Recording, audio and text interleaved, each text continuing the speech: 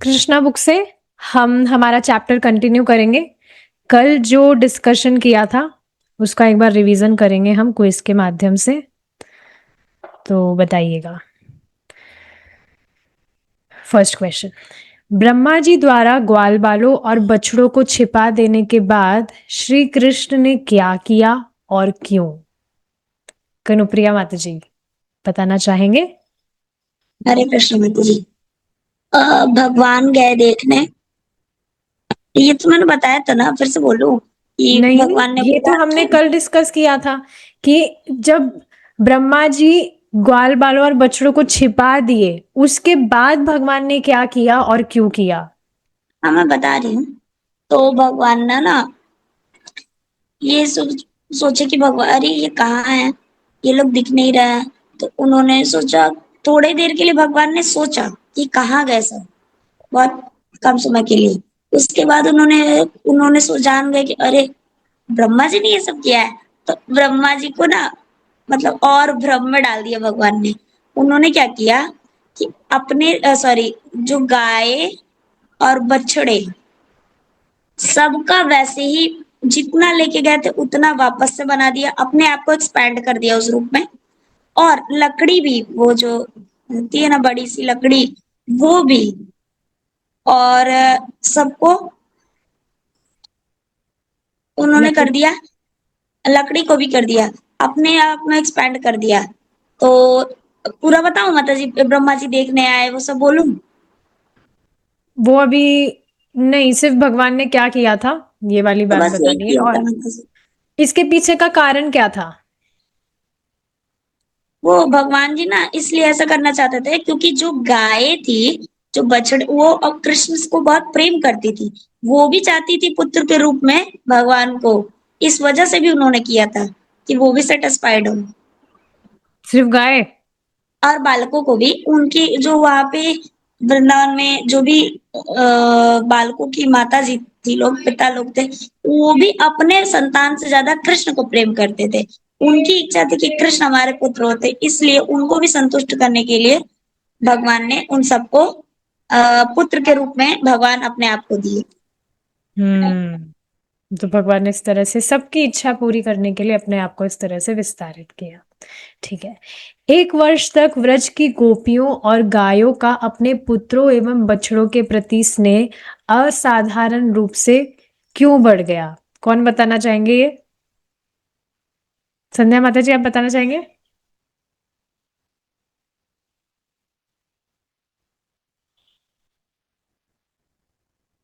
हम्म। बाकी सुना ही नहीं है कुछ भी। कल थे तो सही आप क्लास में। फिर शिवा माता जी नहीं थे। चलिए आप बताइए। हरे कृष्णा। हरे अ, कृष्ण। गायों और गोपियों का अपने बच्चों और बछड़ों के प्रति प्रेम कुछ डिफरेंट लग रहा था उन्हें, मतलब उन्हें ऐसे लग रहा था कि मतलब पूरा अच्छे से तो ठीक से याद नहीं है। असाधारण रूप से क्यों बढ़ गया, क्वेश्चन ये है। माता जी सिंपल है, क्योंकि वो भगवान आए थे ना, उनके पुत्र, उनके संतान के रूप में। तो जब भगवान आए तो ऐसा हो जाता है, और उनके स्तनों से दूध आने हाँ, प्रिय लगता शर्मा है। माता जी को बोलने दीजिए एक बार, माता जी बोलना चाह रही है। माता जी ने हाँ, पूरी वो कृष्णा बुक पढ़ ली है, इसलिए उन्हें अच्छे से सारा सब कुछ याद है। माता जी भी पढ़ा तो बहुत बार है, कल माता जी बता रही थी तो वही वाला।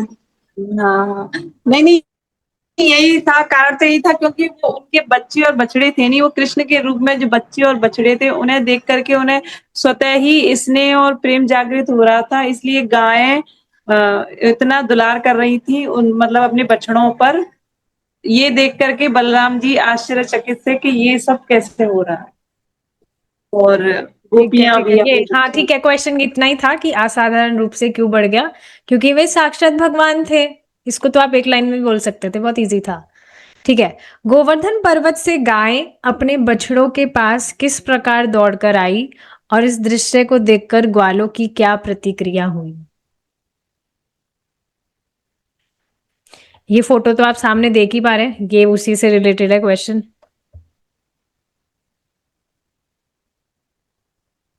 हम्म। माता जी बोलो। हाँ बताइए आप।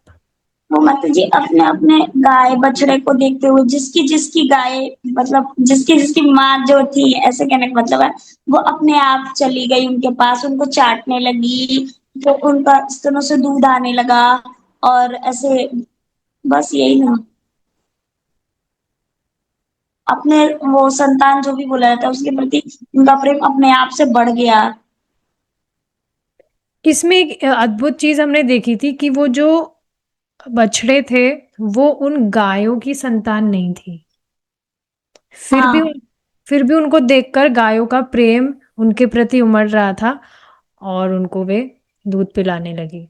ऐसा होता नहीं है, गाय सिर्फ अपने बछड़े को ही दूध पिलाती है, पर क्योंकि वे बछड़े स्वयं कृष्ण थे तो उनके प्रति बहुत प्रेम उनके हृदय में उमड़ रहा था और फिर वे उनको दूध पिला रही थी। तो ये सारी चीजें, ठीक है। अच्छा, इस दृश्य को देखकर ग्वालों की क्या प्रतिक्रिया हुई?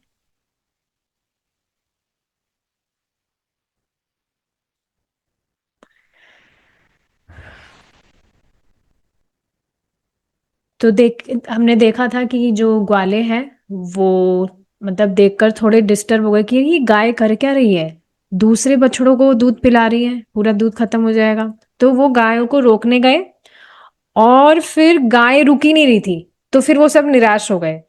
लेकिन फिर बाद में उन्होंने अपने बच्चों को देखा, तो उनको देखकर उनका जो हृदय है वो परिवर्तन हो गया और वे भी इस तरह से उल्लासित हो गया, उनका जो हृदय है प्रेम से अपने पुत्रों के प्रति प्रेम उमड़ने लगा। जैसा कि आप इस फोटो में देख ही रहे हैं कि सब अपने पुत्रों को कैसे गले लगा रहे हैं, उन प्रेम कर रहे हैं, गोद में बिठा रहे हैं, सो लाइक दैट, क्योंकि ये भी कृष्ण ही है जो ये पुत्र है।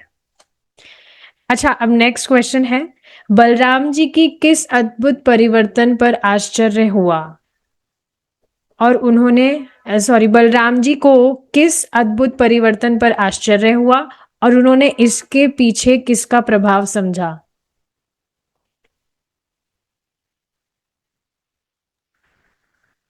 जिस तरह से गाय अपने बछड़ों को प्रेम कर रही थी, वो देख करके समझ ही नहीं पा रहे कि ये इस तरह का प्रेम इनके अंदर कैसे उमड़ रहा है। और गोपियां भी, मतलब जो वो भी अपने बच्चों से उस तरह से प्रेम कर रही थी, तो उन्होंने देखा कि ये ऐसा मैंने पहले कभी नहीं देखा, इस तरह से इस बार ये हो रहा है और वो मुझे भी नहीं मालूम है। और उन्हें अंदर से ऐसे लग रहा था कि ये भगवान की कोई ना कोई दिव्य लीला है जिसके बारे में मुझे भी नहीं पता। लास्ट क्वेश्चन, बलराम जी ने श्री कृष्ण से इस रहस्यमय लीला के विषय में कौन कौन से प्रश्न पूछे? बताइए, आप ही बताइए माता जी।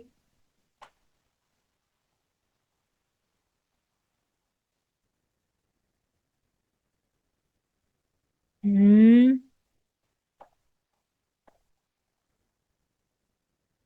बहुत इजी है, जो हुआ उसी के विषय में पूछा कि भाई ये इस तरह से कैसे हो रहा है, सब इतना प्रेम कैसे कर रहे हैं, पहले तो ऐसा कुछ नहीं हुआ। मतलब जिस प्रकार का प्रेम कृष्ण तुम्हारे प्रति है सबका, वही प्रेम इन सब अपने पुत्रों के ग्वालों बछड़ों के प्रति कैसे हो रहा है। तो इस बात को तो ये समझ गए कि ये कृष्ण ही है, सब कृष्ण के विस्तार रूप है।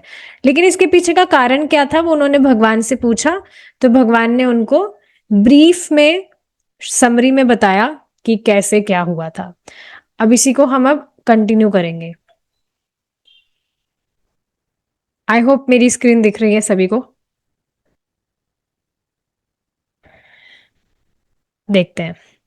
जब कृष्ण तथा बलराम इस प्रकार बातें कर रहे थे तो ब्रह्मा एक क्षण के अनंतर अपनी आयु के अनुसार लौट आए। तो ब्रह्मा जी के वहां सिर्फ क्षण भर था वो, तो ब्रह्मा जी का वहां क्षण भर, 1 मिनट, यहां पर 1 वर्ष है पृथ्वी पर। हमें भगवत गीता से भगवान ब्रह्मा की आयु की जानकारी प्राप्त होती है। ब्रह्मा के 12 घंटे चारों युगों की अवधि से 1000 गुने अर्थात 46,20,000 इंटू 1000 वर्ष के तुल्य होते हैं। तो देखिए ये 46,20,000 चतुर्युग होता है, एक चतुर्युग। उसको अगर हम 1000 से इंटू करेंगे तो उतने वर्ष के तुल्य होते हैं ब्रह्मा जी के सिर्फ 12 घंटे। इसी प्रकार ब्रह्मा का एक क्षण हमारे 100 वर्ष के तुल्य है।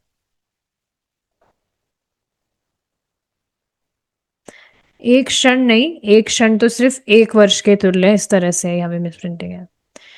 अपनी गणना के अनुसार ब्रह्मा एक क्षण बाद ही अपने द्वारा बालकों तथा बछड़ों के चुराए जाए। ये मैथमेटिक्स याद रखिएगा, कल मैथ्स का क्वेश्चन पूछा जाएगा, बहुत बार रिपीट हुआ है, ये इजी है। ठीक है, अपनी गणना के अनुसार ब्रह्मा एक, हाँ आते दोबारा बताओ, मैंने तो आधा ही सुना। हाँ पूरा सुनिए तो देखिए, जो चतुर्युग क्या होता है, सतयुग, त्रेता युग, द्वापर युग, कलयुग। तो इनको मिलाकर जो टाइम होता है वो होता है 46,20,000। इसको जब हम 1000 से गुना करते हैं तो जो नंबर आता है वो ब्रह्मा जी के सिर्फ 12 घंटे होते हैं। अब सिर्फ 12 घंटे का इस तरह से बताया गया है। अब आप इसको 24 आवर्स मतलब और 12 घंटे ऐड करेंगे तो इसका डबल कर दीजिए। तो इतना कॉम्प्लिकेटेड मत करिए, बस इतना समझिए कि जो चतुर्युग है उसको, चतुर्युग का जो टाइम है 46,20,000, इसको अगर हम 1000 से गुणा करते हैं, इंटू मल्टीप्लाई करते हैं, तो जो नंबर आता है वो ब्रह्मा जी के 12 घंटे हैं। ये बात बताई जा रही है।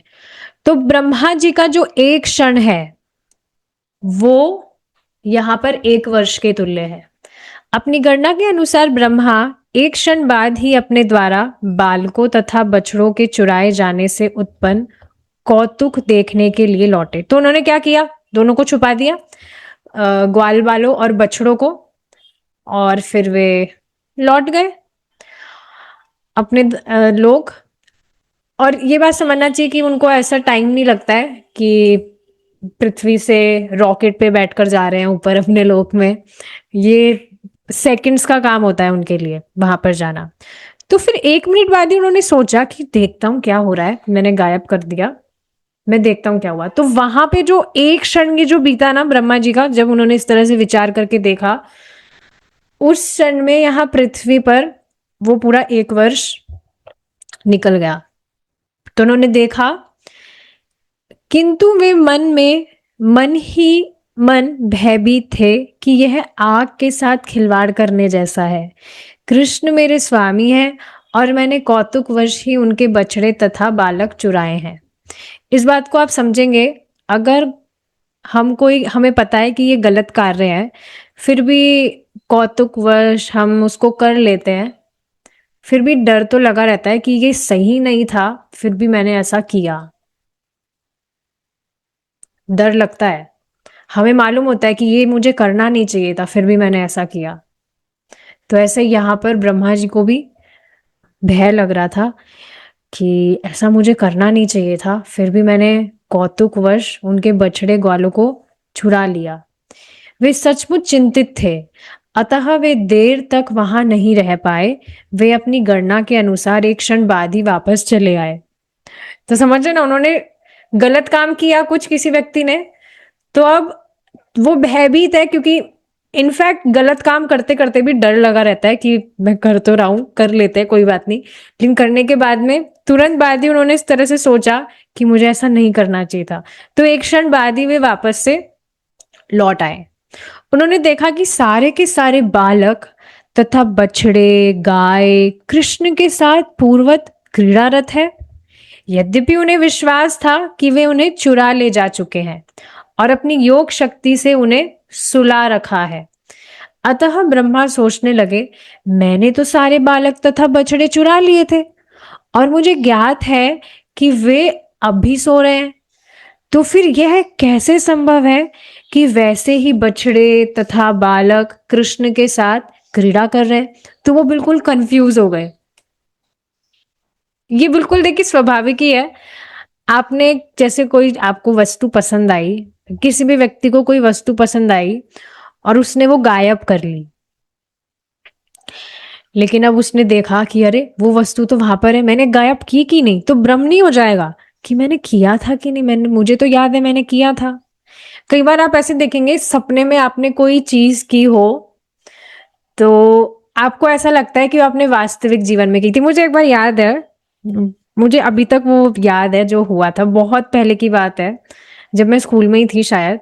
तो मैंने सपना देखा था कि मैं किसी ऐसी जगह पर हूँ, जगह पर नहीं मतलब मेरे जो पापा है वो मेरे लिए बहुत सारे केक लेकर आए हैं, बहुत सुंदर सुंदर तरह के दिखने वाले केक। तो फिर जब मैं सोने के बाद उठी तो मैं यही सोच रही थी कि पापा केक कब कब लाएंगे, केक जो लाए थे वो कहाँ गए। ऐसे मुझे भ्रम हो गया था क्योंकि वो जो सपने में मैंने देखा था वो मुझे वास्तविक लग रहा था, और बहुत एक्साइटमेंट वाली फीलिंग थी कि पापा केक लाए हैं, फ्रिज में रखा होगा, मैं उसको खाऊंगी, कितना अच्छा लगेगा, कितना मजा आएगा। पर ऐसा कुछ भी नहीं था, भ्रम हो गया था मुझे कि सपना था, मुझे तो लगा वो सच है। तो ऐसा हो जाता है, कई बार ऐसा हो जाता है। बट यहाँ पर इन्होंने वास्तव में ऐसा किया, सपना नहीं देख रहे थे बट स्टिल भ्रमित हो गए कि मैंने तो भाई चुराया था, फिर ऐसा कैसे संभव हो सकता है कि बछड़े और बालक कृष्ण के साथ यहाँ क्रीड़ा कर रहे हैं, कहीं वे मेरी योग शक्ति से प्रभावित तो नहीं है, अप्रभावित तो नहीं है, मतलब मेरी जो योग शक्ति है वो कहीं इन पर काम तो नहीं कर रही है, काम नहीं कर रही है ऐसा तो नहीं है कहीं, मतलब मैंने योग शक्ति इन पर काम नहीं कर रही है कहीं, ऐसा तो नहीं है क्या वे 1 वर्ष तक कृष्ण से लगातार खेलते रहे। अब ब्रह्मा जी को ये ज्ञान है, ज्ञात है कि उनके यहाँ एक क्षण मतलब पृथ्वी पर 1 वर्ष। तो सोच रहे थे कि 1 वर्ष तक सब कुछ ऐसे ही हो रहा था जैसे हो रहा था। ब्रह्मा जानने का प्रयत्न करते रहे कि वे सब कौन थे और उनकी योग शक्ति से किस प्रकार अप्रभावित रह रहे थे, किंतु वे निश्चित नहीं कर पाए। दूसरे शब्दों में वे स्वयं अपनी योग शक्ति के वशीभूत हो गए। उनकी योग शक्ति अंधकार में हिम के समान अथवा दिन में जुगनू के समान प्रतीत होने लगी। तो जुगनू एक तरह का कीड़ा होता है और चमकीला होता है वो, और उसकी चमक रात को ही प्रकाशित होती है, दिन में तो कैसे दिखेगा। अच्छा जुगनू समझ नहीं आ रहा, अगर आप अपने रूम में लाइट जलाएंगे तो बाहर अगर सूर्य प्रकाशमान है तो मालूम ही नहीं चलेगा कि कमरे में लाइट आपने जलाई भी है कि नहीं, क्योंकि बाहर का प्रकाश इतना तेजमान है।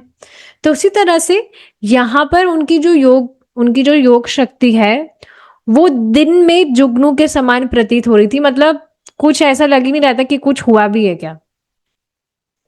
रात्रि के अंधकार में जुगनू अपने प्रकाश का कुछ प्रदर्शन कर सकता है और दिन के समय पर्वत की चोटी की संचित या भूमि पर पड़ी हिम चमक सकती है, लेकिन रात को तो नहीं दिखती है। पहाड़ों पर बर्फ नॉर्मल पहाड़ जैसे लगते हैं वो, या दिखते ही नहीं है वो अंधेरे में तो। किंतु रात्रि में हिम में वह श्वेत दीप्ति नहीं रहती और न जुगनू में ही के समय प्रकाशित करने की शक्ति रहती है। इस प्रकार ब्रह्मा ने कृष्ण की योग शक्ति के समक्ष जो अपनी लघु योग शक्ति प्रदर्शित की वह रात्रि के समय हिम या दिन के समय जुगनू के समान थी। तो ये बात आप समझ रहे हैं, मतलब ये बिल्कुल डेफिनेट भी है और यहाँ से मालूम भी चल रहा है कि ब्रह्मा जी की जो भी उन्होंने योग शक्ति का इस्तेमाल किया वो भगवान की शक्ति के आगे कुछ भी नहीं थी। जब कोई लघु योग शक्ति वाला व्यक्ति महान योग शक्ति के समक्ष अपनी शक्ति प्रदर्शित करना चाहता है तो वह स्वयं अपने प्रभाव को घटा देता है, इसमें वृद्धि नहीं करता। तो एक तरह से अपमान भी हो जाता है। तो इस बात को समझना चाहिए कि आप यहाँ पर देखेंगे एग्जाम्पल, जो भी व्यक्ति भगवान से विपरीत चलने का प्रयास कर रहा है उसके सारे प्रयास ध्वस्त किए जा रहे हैं कि नहीं, सब कुछ ध्वस्त किए जा रहे हैं। वो बहुत ओवर स्मार्ट बनने का प्रयास कर रहा है, बहुत तरक्की करने का प्रयास कर रहा है, लेकिन ओके, कुछ टेम्परेरी टाइम के लिए उसे वो प्राप्त हो जाएगा, लेकिन फिर क्या है, वो वापस से उससे नीचे गिर जाएगा वो। तो ये सारी चीजें हैं, तो भगवान से पंगा नहीं लेना चाहिए, ये बात है। ठीक है, यहां तक कि ब्रह्मा जैसे महान पुरुष ने जब कृष्ण के समक्ष अपनी योग शक्ति का प्रदर्शन करना चाहा, तो वह हास्यास्पद हो गई। इस प्रकार ब्रह्मा अपनी निजी योग शक्ति के संबंध में भ्रमित थे। तो ये बात है। इनफैक्ट आप देखेंगे यहाँ पर भी इस तरह से, इसको इस एग्जांपल से समझिए कैसे हास्यास्पद हो गई। हंसी की बात है कि नहीं? ब्रह्मा जी स्मार्ट बन रहे थे कि देखो मैं ना भगवान कृष्ण का टेस्ट लूंगा, स्मार्ट बन रहे थे बहुत, लेकिन उनका ये जो प्लान था ये हास्यास्पद रह गया कि नहीं? सारी स्मार्टनेस धरी रह गई। तो भगवान से इस तरह का नहीं करना चाहिए कि भगवान को टेस्ट करना है, ये करना है, वो करना है। इसके अलावा आप देखेंगे कोई भी व्यक्ति जो है वो भगवान से विपरीत चल के बहुत स्मार्ट बनने का प्रयास कर रहा है कि मुझे क्या जरूरत है भगवान की भक्ति करने की, मेरे पास तो सब कुछ है, सब कुछ है, दौलत है, शौहरत है, सब कुछ है, इज्जत है, एवरीथिंग। लेकिन एक टाइम ऐसा आता है कि सब कुछ उससे वो हर लिया जाता है। ये स्वभाव ही है इस जगत का, कुछ भी हमेशा नहीं है, हमेशा नहीं रहने वाला है। तो अब क्या वो व्यक्ति हास्यास्पद नहीं रह जाता कि एक समय पर वो बहुत हीरो बन रहा था, मैं ये हूं, मैं वो हूं, पर अब उससे सब कुछ छीन लिया गया। सच में मैं मजाक नहीं कर रही हूँ। एक व्यक्ति है, अभी कुछ दिन पहले मुझे मालूम चला, उनकी बहुत बड़ी हवेली थी, ही वॉज वेरी रिच, बहुत रिच थे, लेकिन फिर पता नहीं क्या हुआ, वो मतलब गलत संगत में पड़े और जुआ वगैरह खेलने लगे। तो ऐसा कुछ हुआ कि अब वो रिक्शा चला रहे हैं, मैं बिल्कुल मजाक नहीं कर रही हूँ। सब कुछ उनकी वो जो हवेली थी, सब कुछ उनका, सब कुछ नष्ट हो गया। नष्ट मतलब जुआ वगैरह खेल रहे थे तो सब कुछ लग गया, और अब वो रिक्शा चला रहे हैं। तो क्या ये स्थिति हास्यास्पद नहीं हुई? देखिए, ये ऐसी जो स्थिति है ना, ये डेफिनेटली उन लोगों के साथ ही होती है जो भगवान से बिल्कुल विपरीत चल रहे हैं, भगवान को संतुष्ट करने का कुछ प्रयास ही नहीं है। ये कितनी अजीब बात है ना। मैं मतलब ठीक है, वैसे तो हम सुनते ही हैं, पर वास्तव में हमें किसी व्यक्ति के विषय में मालूम चले कि ऐसे ऐसे उसकी स्थिति थी और अब वो रिक्शा चला रहा है, आई वाज सरप्राइज्ड। और तुरंत इस तरह से दिखता है कि भाई भगवान की भक्ति नहीं कर रहा था, इस वजह से ऐसा हुआ उसके साथ। तो ये स्थिति हास्यास्पद हुई कि नहीं? तो ऐसा ही कुछ यहाँ ब्रह्मा जी के साथ हुआ। वो भगवान के सामने अपनी योग शक्ति का प्रदर्शन करना चाहा उन्होंने, लेकिन वह हास्यास्पद हो गई। इस प्रकार ब्रह्मा ने निजी योग शक्ति के संबंध में इस प्रकार ब्रह्मा अपनी निजी योग शक्ति के संबंध में भ्रमित थे। ब्रह्मा को इस बात से विश्वस्त करने के लिए कि ये सब बछड़े तथा बालक जो कृष्ण के साथ खेल रहे हैं असली नहीं है, वे विष्णु रूप में रूपांतरित हो गए थे। अब भगवान अपनी शक्ति प्रदर्शित कर रहे थे। वास्तव में असली ग्वाल बाल तथा बछड़े तो ब्रह्मा की योग शक्ति के कारण सोए हुए थे। और एक और बात समझनी चाहिए, बहुत इंपॉर्टेंट बात है ये, यहाँ लिखा तो है कि असली ग्वाल बाले तथा बछड़े तो ब्रह्मा की योग शक्ति के कारण सोए थे, लेकिन वो असली नहीं थे, वो भी डुप्लीकेट कॉपी थी। समझना चाहिए किसी भी जीवात्मा की, ब्रह्मा जी इज ऑल्सो जीवात्मा, या कोई भी मटेरियल एनर्जी भगवान को प्रभावित नहीं कर सकती, और भगवान के जो पार्षद कहिए, या जैसे यहाँ पर हम देख रहे हैं भगवान के जो मित्र हैं, उनको भी वह प्रभावित नहीं कर सकती है, क्योंकि ये सब दिव्य है, चिदघन है, ट्रांसेंडेंटल है। तो कोई भी मटेरियल एनर्जी प्रभावित नहीं कर सकती है। तो ये बहुत ही इंपॉर्टेंट चीज है। समझ नहीं आ रहा। मुझे समझ नहीं आया, फिर से क्या बताइए आप। क्या क्या समझ नहीं बोला? आया? कौन से असली है ये मुझे पता है, लेकिन क्या आपने बोला कि असली है पर प्रभावित नहीं करेंगे? क्लियर नहीं समझ आया मुझे। देखिए, मैंने इस तरह से कहा कि यहाँ पर यद्यपि लिखा है असली ग्वाल बाल तथा बछड़े तो ब्रह्मा की योग शक्ति के कारण सोए हुए थे, लेकिन ये वास्तविक चीज नहीं है।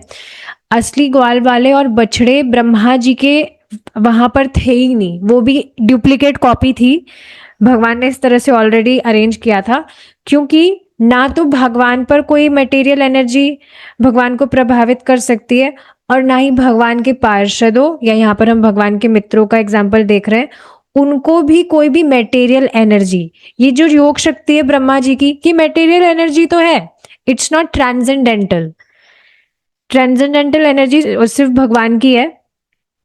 तो भगवान को इस तरह से कोई भी मटेरियल एनर्जी प्रभावित नहीं कर सकती है, ना भगवान के पार्षदों को, या यहाँ पर हम भगवान के मित्रों का एग्जाम्पल देख रहे हैं उनको भी। तो ऐसा नहीं समझना चाहिए कि ब्रह्मा जी ने भगवान के जो ग्वाल बाल है, भगवान के जो बछड़े हैं, उनको अपनी योग शक्ति से वश में कर लिया, उनको सुला दिया। This is not possible. अब समझ आया? किंतु जिन रूपों को ब्रह्मा देख रहे थे वे कृष्ण या विष्णु के अंश थे। जो भगवान ने अपने आप को विस्तार किया था वहां पर, ब्रह्मा जी उनको देख रहे थे और वे भगवान के ही अंश थे, भगवान के विस्तार रूप थे। चूंकि विष्णु कृष्ण के अंश हैं, अतः ब्रह्मा के समक्ष इतने विष्णु रूप प्रकट हुए। सारे विष्णु रूप सांवले रंग के थे और पीतांबर धारण किए थे। ये फोटो भी आप जान ही रहे हैं, एक बार मैं दिखा देती हूँ।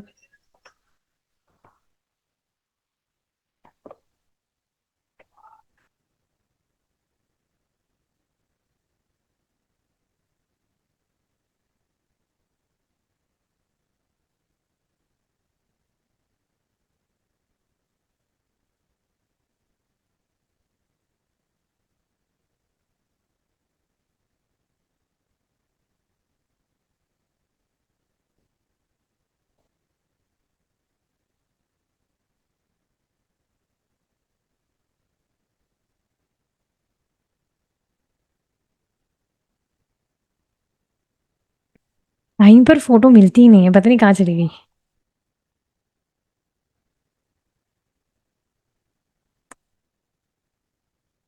हम्म,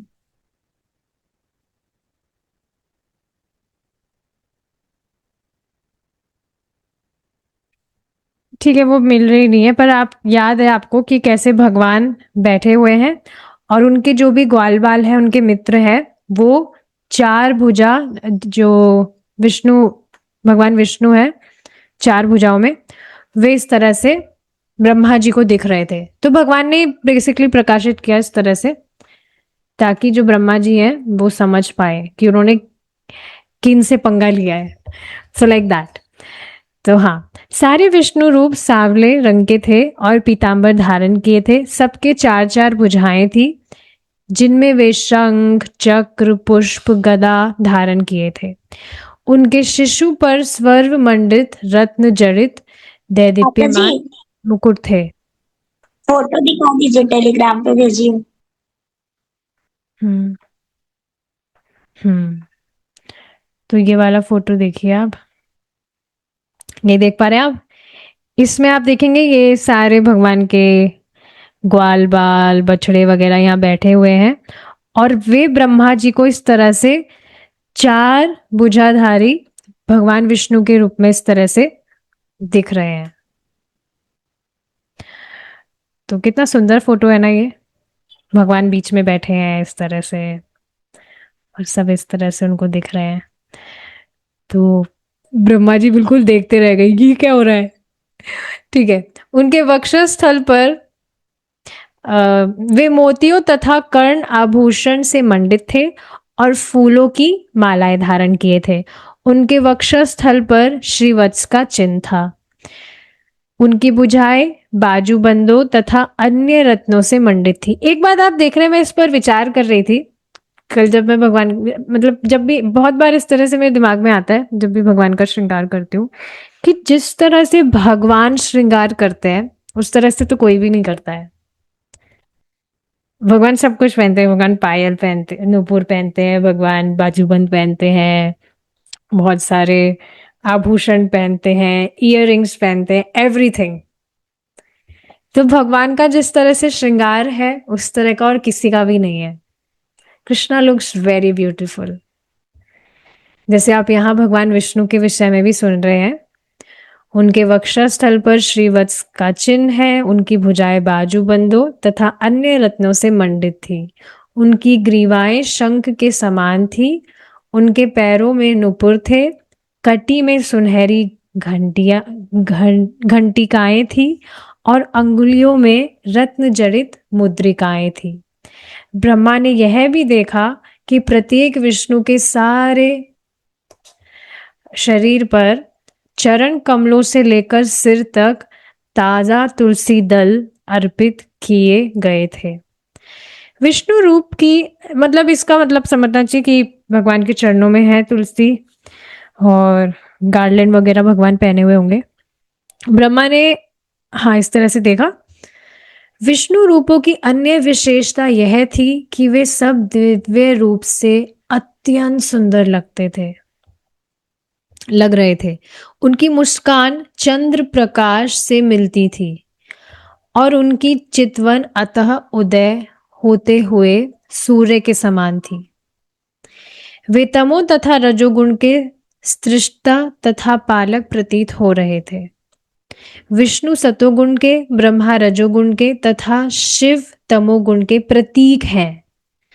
अतः इस दृश्य जगत में प्रत्येक वस्तु के पालक के रूप में विष्णु, ब्रह्मा तथा शिव के भी सृष्टा तथा पालक हैं।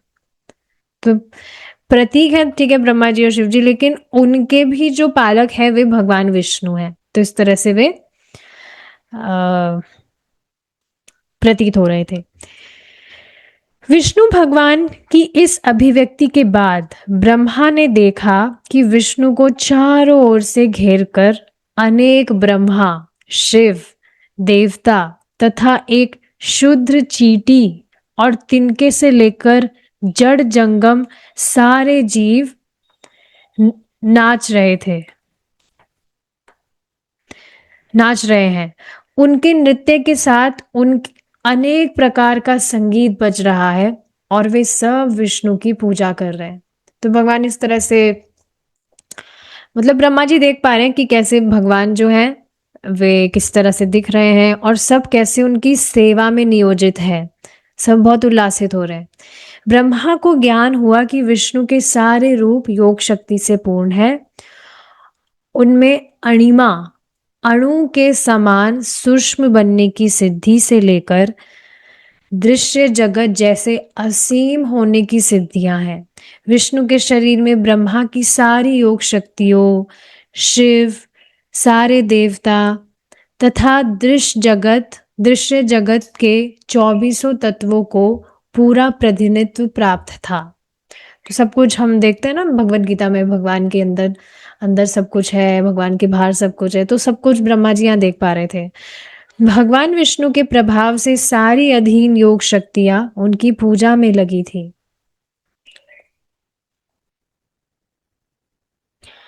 काल, आकाश, दृश्य जगत, संस्कार, इच्छा, कर्म तथा भौतिक प्रकृति के तीनों गुण उनकी पूजा कर रहे थे।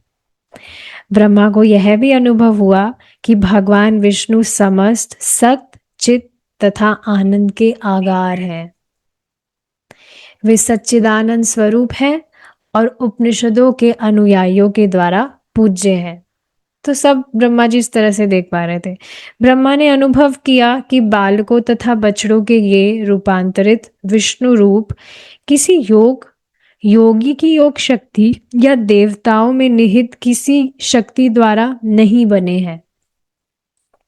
ये विष्णु रूप मूर्तियां मतलब भगवान के जो रूप है विग्रह किसी विष्णु माया के प्रदर्शन ना होकर साक्षात विष्णु है और साक्षात भगवान हैं वे, तभी सब इस तरह से आनंद अनुभव कर रहे थे। विष्णु तथा विष्णु माया के गुण क्रमशः अग्नि तथा उनके ताप के सदृश है। ताप में अग्नि का गुण उष्णता रहती है, किंतु फिर भी ताप अग्नि नहीं होता। ये बात आप समझते ही हैं कि ताप और अग्नि को हम एक दूसरे से अलग नहीं कर सकते। अग्नि मतलब उसमें ताप होगा ही, लेकिन फिर भी ताप अग्नि नहीं है या अग्नि ताप नहीं है, बट स्टिल उसको अलग नहीं किया जा सकता है। तो उसी तरह से भगवान और भगवान की जो शक्ति है, भगवान शक्ति नहीं है, लेकिन फिर भी भगवान की जो शक्ति है वो भगवान से अलग नहीं है। तो इस तरह से इसको समझते हैं हम। बालकों तथा बछड़ों के विष्णु रूप ताप के समान नहीं। भगवान की मतलब वो शक्ति नहीं थी जो भगवान ने विस्तार किए अपने आप को, रूपों को, वे स्वयं भगवान ही है। तो हाँ, इस तरह से बताया जा रहा है कि जो भी बालक बछड़े थे वे विष्णु रूप ताप के समान नहीं, अपितु वे अग्नि तुल्य थे। वे सारे के सारे वास्तविक विष्णु थे। वस्तुतः विष्णु का गुण है उनका पूर्ण सत्य, पूर्ण ज्ञान तथा पूर्ण आनंद।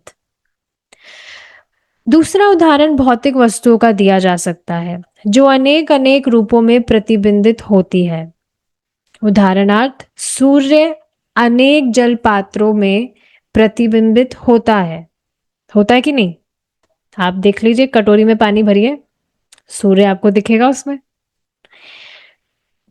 किंतु इन पात्रों में सूर्य के प्रतिबिंब वास्तविक सूर्य नहीं होते, वो सिर्फ प्रतिबिंब मात्र है। या आप अपना चेहरा देख रहे हैं शीशे में, तो शीशे में जो चेहरा दिख रहा है वो आप नहीं है, आप तो आप है, वो शीशे का प्रतिबिंब आप नहीं है। सो लाइक दैट, पात्र में सूर्य का वास्तविक ताप या प्रकाश नहीं रहता, यद्यपि वह सूर्य जैसा प्रतीत होता है। किंतु कृष्ण ने जो स्वरूप धारण किए थे उनमें से प्रत्येक पूर्ण विष्णु थे। उनकी प्रतीति नहीं थी, उनका प्रतिबिंब नहीं था, वे स्वयं पूर्ण विष्णु थे। और यही तो भगवान की अचिंत्य शक्ति है कि भगवान एक समय में ही अपने आप को इस तरह से काफी रूपों में विस्तारित कर सकते हैं और वे भगवान ही होते हैं, भगवान से अलग नहीं होते वो। इस संबंध में जिस विशेष शब्द का उपयोग किया गया है वह सत्य, ज्ञान, अनंत आनंद है। सत्य का अर्थ है सच्चाई, ज्ञान का अर्थ पूर्ण ज्ञान, अनंत का अर्थ है असीम और आनंद का अर्थ है पूर्ण हर्ष। ये बात आप समझते ही हैं। सो कृष्णा इज सुप्रीमली सत। सत मतलब सच्चाई। एकमात्र जो वास्तविक है वे कृष्ण ही है, बाकी सब झूठ। He is supremely knowledgeable, he is eternal and he is supremely blissful. और इस वजह से भगवान इस तरह के हैं, तो जब भक्त उनकी भक्ति करते हैं तो ये गुण भगवान अपने भक्तों को भी देने लगते हैं। और ऐसा नहीं कि जो भगवान के पास है उसमें कमी आ जाती है। असीम का मतलब भी है कि उसमें कभी कुछ कमी हो ही नहीं सकती। भगवान की दिव्य महिमाएं इतनी विशाल है कि उपनिषदों के निर्गुण अनुयायी ज्ञान के उस धरातल तक नहीं पहुंच पाते कि उन्हें समझ सके। अब देखिए ना, ये सारी चीजें इनकंसीवेबल है कि नहीं, कि कैसे भगवान, बहुत सारे भगवान है सामने और वो एक ही व्यक्ति है, कुछ भेद ही नहीं है। तो ये समझना थोड़ा मुश्किल होता है, नहीं समझ सकते हैं। विशेषतया भगवान के दिव्य रूप इन निर्विशेषवादियों की पहुंच के परे हैं, क्योंकि ये उपनिषदों के अध्ययन द्वारा इतना ही समझ पाते हैं कि परम सत्य ना तो पदार्थ है और ना भौतिक दृष्टि से सीमित है। देखिए, इस बात को समझना चाहिए। महाराज बता रहे थे, मैं सुन रही थी महाराज की कथा कल, फिर से बहुत मन हुआ कि सुनते हैं।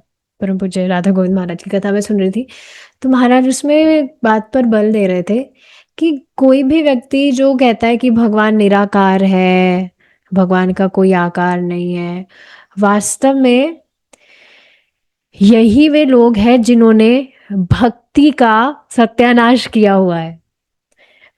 इस तरह से महाराज कह रहे थे, उनको कृष्ण से कोई प्रीति है ही नहीं। एक निराकार व्यक्ति को ना तो मतलब छुट्टी हो जाती है अगर भगवान को निराकार बोल दिया तो, ना तो भोग लगाने की जरूरत है, ना कुछ भक्ति करने की जरूरत है, फ्री रहो अपने। तो कोई भी व्यक्ति जो इस तरह से कह रहा है कि भगवान निराकार है, उनको भगवान से कुछ प्रीति बिल्कुल है ही नहीं, और ना वे भगवान से कुछ प्रीति करना चाहते हैं। तो दीदी आलस की वजह से बोल देते हैं, क्या आलस की वजह से बोल देते हैं, जानते भी हैं भगवान साकार है लेकिन आलस, कौन निलाए, हाँ, कौन भोग भक्ति नहीं लगाए, करना कौन वो चाहते। करे, इसलिए कह दो हम निराकार हैं। हाँ, यही तो, फ्री होना चाहते हैं, ना भोग लगाना पड़ेगा ना भक्ति करनी पड़ेगी। तो निराकार, क्योंकि निराकार आकार ही नहीं है तो किसको भोग लगाए, किसकी भक्ति करे। So like that. तो बहुत खराब चीज है ना ये। लेकिन आप देखिए कि ये कितनी सुंदर बात है कि सभी पर, सभी भक्तों पर इस तरह से कृपा हुई कि भगवान अपने आप को रिवील कर रहे हैं कि वे वास्तव में हैं। वे कितने सुंदर है, कितने आकर्षित है, और हमें उनकी भक्ति करनी है, हमें उनको भोग लगाना है, उनका भजन करना है। तो इस तरह से अपने भाग्य की सराहना करनी चाहिए कि भगवान अपने आप को हमें ओझल नहीं किए हुए हैं, इस तरह से धीरे धीरे करके प्रकाशित ही कर रहे हैं कि हम एकदम सही पथ पर है, भगवान की हमें भक्ति करनी है। ब्रह्मा जी कृष्ण के विष्णु रूपों में विस्तार अंश से अपनी सीमित शक्ति द्वारा यह समझ गए कि परमेश्वर की शक्ति के विस्तार से ही इस दृश्य जगत की सारी जड़ तथा जंगम वस्तुएं विद्यमान है। तो समझ रहे थे कि भगवान कितने शक्तिशाली हैं, सभी कुछ उनसे ही विद्यमान है जो भी हम देख रहे हैं। जब ब्रह्मा इस प्रकार अपनी सीमित शक्ति के हतप्रभ होकर अपनी 11 इंद्रियों के भीतर अपने सीमित कर्मों से अवगत होकर खड़े थे। तो 11 इंद्रियां आप जानते ही हैं, 5 कर्म इंद्रिया, 5 ज्ञान इंद्रिया और 1 मन। तो हाँ, इस तरह से वहां पर खड़े हुए, तब वे यह अनुभव कर सके कि वे स्वयं कठपुतली के समान भौतिक शक्ति माया की ही सृष्टि है। जिस प्रकार कठपुतली में नाचने की स्वतंत्र शक्ति नहीं होती और अपने इन पात्रों में सूर्य के प्रतिबिंब वास्तविक सूर्य नहीं होते, और अपने स्वामी के आदेश अनुसार नाचती है, उसी प्रकार सारे देवता तथा जीव भी श्री भगवान के अधीन है। इस कठपुतली वाले एग्जाम्पल से प्रभु जी एक और बात बता रहे थे, बहुत सुंदर लगा था मुझे, कि हमारे पास में जो भी क्वालिटीज आ रही है ना, वो हमारी नहीं है। हम बस एक कठपुतली की तरह है, और भगवान हमें वो टैलेंट, वो क्वालिटीज देकर अपनी सेवा, हम उनकी सेवा कर सके, इसके हमें काबिल बना रहे भगवान। इस तरह से प्रभु जी ने बताया था। उसी माता प्रकार जी से कठपुतली कौन कौन था? कठपुतली कौन कौन था? कौन कौन था मतलब? आप क्या बोल रही थी कठपुतली वाला? वापस उस पेज पे जाइए ना। कठपुतली ब्रह्मा जी इस तरह से वे देख पा रहे थे कि मैं कठपुतली हूं। जिस प्रकार कठपुतली में नाचने की स्वतंत्र शक्ति नहीं होती है और अपने स्वामी के आदेश अनुसार नाचती है, उसी प्रकार सारे देवता तथा जीव भी शिव भगवान के अधीन है, और मैं भी उनमें से एक हूं। ब्रह्मा जी इस तरह से सोच रहे हैं। जैसा कि चैतन्य चरितामृत में कहा गया है, कृष्ण ही एकमात्र स्वामी है और अन्य सभी उनके दास हैं। सारा संसार भौतिक तरंगों के वश में है और सारे प्राणी तिनकों के समान जल में तैर रहे हैं। अतः उनका जीवन संघर्ष चलता रहता है। किंतु जो ही मनुष्य को यह बोध हो जाता है कि वह भगवान का शाश्वत दास है, तो यह माया या जीवन संघर्ष तुरंत समाप्त हो जाता है। तो बस कितना सुंदर है ना, कितना इजी है। अब सारी भौतिक सफरिंग से अगर व्यक्ति को मुक्त होना है तो बस उसको ये स्वीकार करना है कि मैं भगवान का नित्य दास हूँ और मेरा कर्तव्य है कि मैं भगवान की भक्ति करूं। उसका सारा जीवन संघर्ष तुरंत समाप्त हो जाता है। कितना इजी है। इस प्रकार ज्ञान की देवी के अधिष्ठाता तथा वैदिक ज्ञान के सर्वोत्कृष्ट अधिकारी ब्रह्मा जी भगवान द्वारा प्रकट असामान्य शक्ति को ना समझ पाने के कारण अत्यधिक व्यग्र थे। प्राकृतिक जगत में ब्रह्मा जैसा व्यक्ति भी परमेश्वर की योग शक्ति माया को समझ पाने में असमर्थ रहता है। तो हमारा तो कहना ही क्या, कहमुत्य लग गया यहाँ।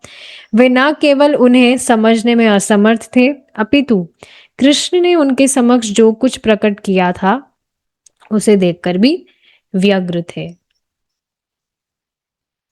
चैप्टर ये कंप्लीट होने वाला है, कंप्लीट करके रुकेंगे। कृष्ण को ब्रह्मा पर दया आ गई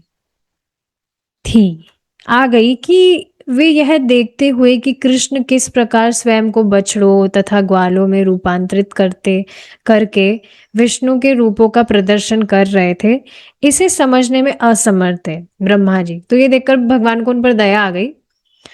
अतः उन्होंने सहसा उस दृश्य पर से अपनी योग माया का आवरण हटा लिया। भगवत गीता में कहा गया है कि भगवान योग माया द्वारा फैलाए गए आवरण के कारण दृश्य जगत से परे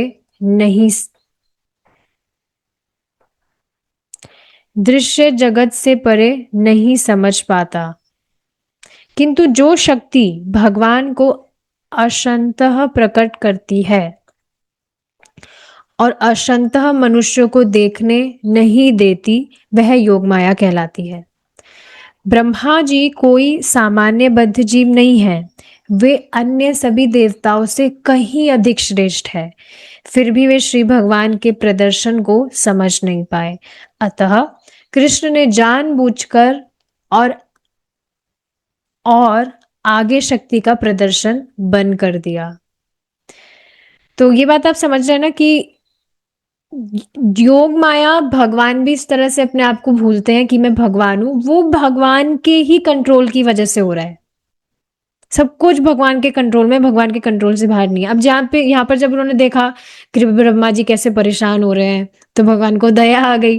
तो भगवान ने जानबूझकर अपनी योग माया शक्ति का जो प्रदर्शन है उसको हटा लिया और आगे और शक्ति प्रदर्शन करना बंद कर दिया।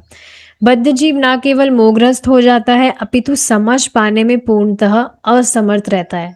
तो आप ब्रह्मा जी की स्थिति समझ सकते हैं। एक तरह से उनको चक्कर आ रहा था, ये क्या हो रहा है, मुझे कुछ समझ नहीं आ रहा है क्या हो रहा है। और उनको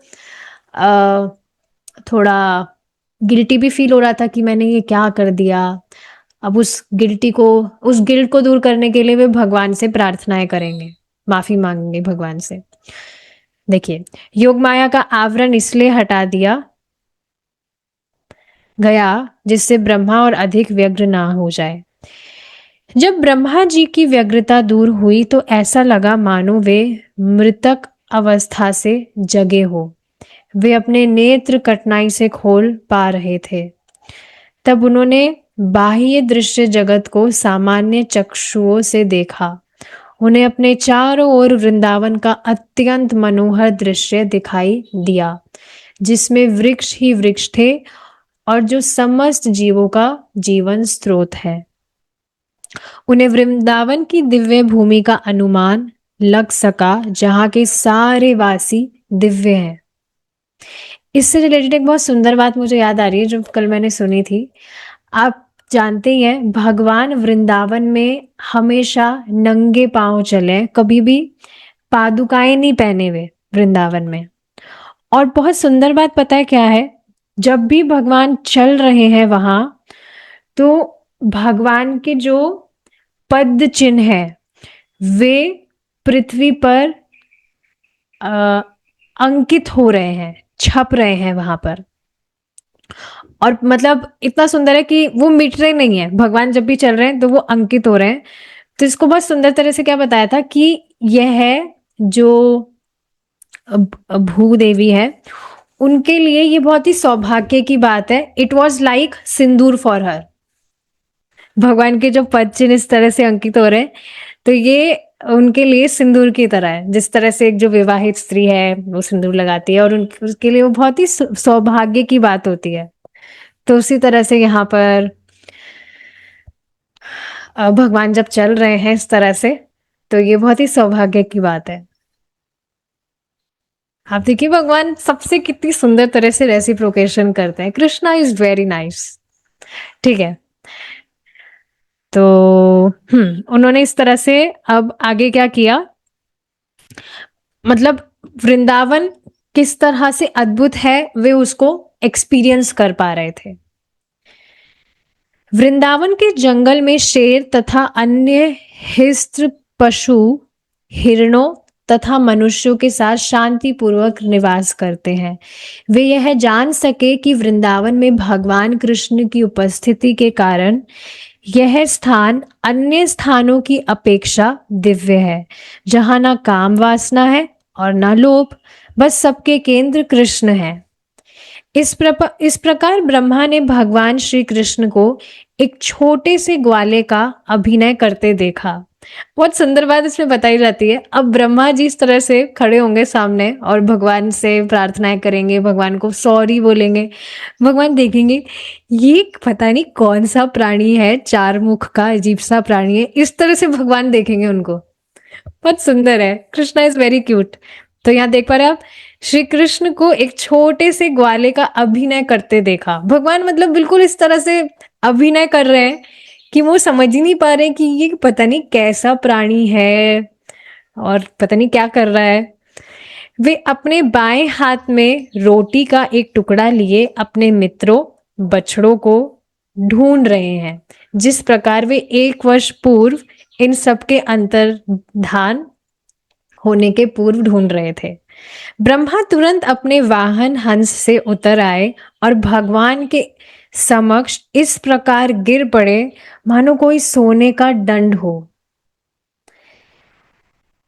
वैष्णवों में सम्मान प्रदान करने के लिए दंडवत शब्द का व्यवहार प्रयोग लाया जाता है। दंडवत प्रणाम, लाइक दैट। इस शब्द का अर्थ है दंड, डंडा के समान गिरना, एकदम सीधे। मनुष्य को चाहिए कि श्रेष्ठ वैष्णव को सम्मान प्रदर्शित करने के लिए वह दंड के समान पड़े प्रतीत हुए। तो आप देखेंगे डंडे के समान पड़ जाना मतलब कंप्लीट सरेंडर। भगवान के सामने भी इस तरह से और भगवान के भक्तों को भी इस तरह से प्रणाम किया जाता है। बहुत सुंदर बात है। भक्त इस तरह से मतलब भक्तों को प्रणाम करते हैं। कभी रोड पर भी इस तरह से दिख जाते हैं तो रोड पर भी इस तरह से प्रणाम करने लगते हैं। बहुत सुंदर लगता है इस तरह से। क्योंकि ब्रह्मा जी का वर्ण सुनहरी है, वे भगवान कृष्ण के समक्ष एक सुनहरे डंडे के समान पड़े हुए प्रतीत हुए। ब्रह्मा के चारों शिरों के मुकुट कृष्ण के चरण कमलों को छू रहे थे। Please visualise it. भगवान के चरण, भगवान इस तरह से बैठे हैं, ब्रह्मा जी उनको प्रणाम कर रहे हैं। उनके जो मुकुट के शिर हैं वो भगवान के चरण कमलों को छू रहे हैं। ब्रह्मा अत्यधिक प्रसन्नता के कारण अश्रुपात करने लगे और उन्होंने अपने अश्रुओं से कृष्ण के चरण कमलों को धो डाला। जो जो उन्हें भगवान के अद्भुत कार्यकलापों का स्मरण होता रहा त्यों तो वे बारंबार उठते और गिरते रहे। समझ पा रहे ना आप ब्रह्मा जी की स्थिति यहाँ पर। जो भी हुआ भगवान अपना रूप प्रदर्शित किए और जो भी भगवान की सुंदर लीलाएं भी देख पाए। हालांकि ही वॉज कंफ्यूज्ड बट बार बार उनका स्मरण करके बहुत उल्लासित हो रहा था उनका मन। बार बार उठ रहे थे, बार बार गिर रहे थे, लाइक दैट। अनेक बार प्रणाम करने के बाद ब्रह्मा जी उठे और अपने हाथों से उन्होंने अपनी आंखें पोंछी। भगवान को अपने समक्ष देखकर वे कंपित होकर अत्यंत सम्मान, विनय तथा ध्यान पूर्वक प्रार्थना करने लगे।